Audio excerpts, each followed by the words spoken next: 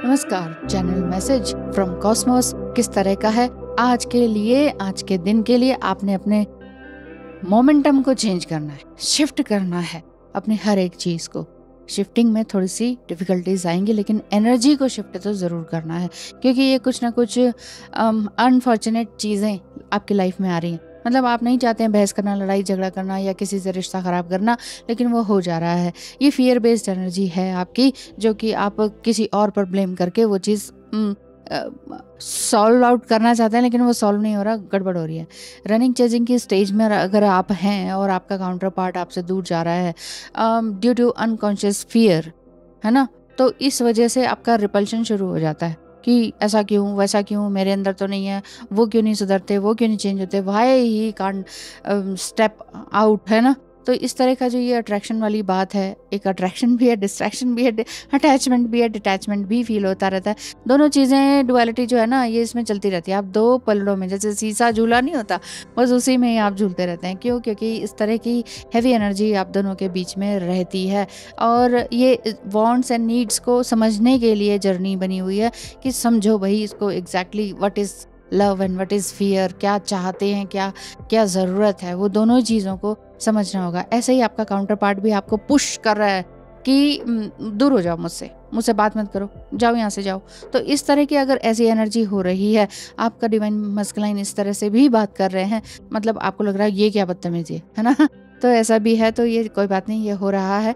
ये एक तरह की एनर्जी इस तरह की है कि आपको ये डिवाइन के थ्रू, डिवाइन मस्कुलाइन के थ्रू ये सिखाया जा रहा है कि what is right and what is wrong, और किस तरह से आपने अपनी एनर्जी को सेव करना है, किस तरह से आपने रिस्पॉन्स करना है या नहीं करना है। तो best response is no response, है ना, ये सबसे अच्छी बात है। तो ये चीज़ आप करते रहना है, क्योंकि आपकी जो इंटेंशन है या आपकी पावर जो है वो इनफाइनेट अबंडेंस के लिए बनी हुई है, इनफाइनेट सोल है एक्चुअली। एक बार में थोड़ी ना आपने जन्म लिया, पिछले कई जन्मों से आप साथ हैं या किसी न किसी रिश्ते में बंधे हुए हैं। अब इस जन्म में ट्विन फ्लेम है, तो यूनिवर्स आपसे यही कह रहे हैं कि रिस्पॉन्ड क्लियरली, एनर्जेटिकली अलाउ करें अपने आप को कि जो भी हो रहा है जो होने दीजिए, ये वाली बात। फिर भी अभी भी कोई कन्फ्यूजन है कि ये मैं क्या बोल रही हूँ, तो टैरो रीडिंग या एस्ट्रोलॉजी के थ्रू स्क्रीन पर दिखाई नंबर पर मैसेज करें, उसके थ्रू आप जो है ना अपनी जो भी जानकारी, क्वेरीज हैं, उसको सॉल्व आउट करें। और क्या करना है इस टाइम में, बिल्कुल स्टे रिलैक्स्ड, रिलैक्स होना है। हाँ, आप कहेंगे कि इतनी सारी मुसीबतें आ रखी हैं, ये हो गया, वो हो गया, शादी नहीं हो रही, वो नहीं हो रहा, रिलैक्स कैसे हो जाए। तब भी तो उसी टाइम पर ही तो ये फ्रस्ट्रेटिंग वाली जो सिचुएशन है, वहाँ पर रिलैक्स होने की ज़रूरत है। यानी कि जो चीज़ आपके हाथ में है ही नहीं, आपके कुछ भी करने से कुछ हो ही नहीं रहा, जो आप चाह रहे हैं वो रिसीव हो ही नहीं रहा, तो फिर यानी कि आपके हाथ में नहीं है ना, सब ईश्वर के हाथ में है, सब ऊपर वाले के हाथ में, तो छोड़ दीजिए वहीं पर। क्योंकि पास्ट के जो फियर हैं वो आपको इस समय में अभी आपको तकलीफ दे रहे हैं, पास्ट के भी इश्यूज हैं इस समय में आ रहे हैं। मैंने बताया ही था कि मर्क्यूरी रेट्रोग्रेड है, तो उस वजह से आपको तकलीफ हो रही है। फॉरगिव कीजिए अपने काउंटर पार्ट को, क्योंकि कॉर्ड कनेक्शन जुड़ा ही हुआ है। कितना भी इमेच्योर बिहेवियर आपका काउंटर पार्ट आपके लिए करे, but end of the day आपको ये लगता है कि माफ़ कर देते हैं। लेकिन कुछ दिनों से अगर बिल्कुल ही हैवी एनर्जी, स्टक्ड एनर्जी है, तो भी आपको ये वाला जो असेंशन पीरियड चल रहा है आपका, इसमें चैलेंजेस ना आए, इसमें कोई रुकावट ना आए, इसके लिए अपने काउंटर पार्ट की हर तरह की गलतियों को माफ़ कर दीजिए, क्योंकि वो काउंटर पार्ट आप ही हैं, वो आप ही हैं, आप ही के अंदर। तो तभी तो आप अपने अंदर एक प्रेम को प्रस्फुटित कर पाएंगे, प्रेम को उगा पाएंगे, है ना।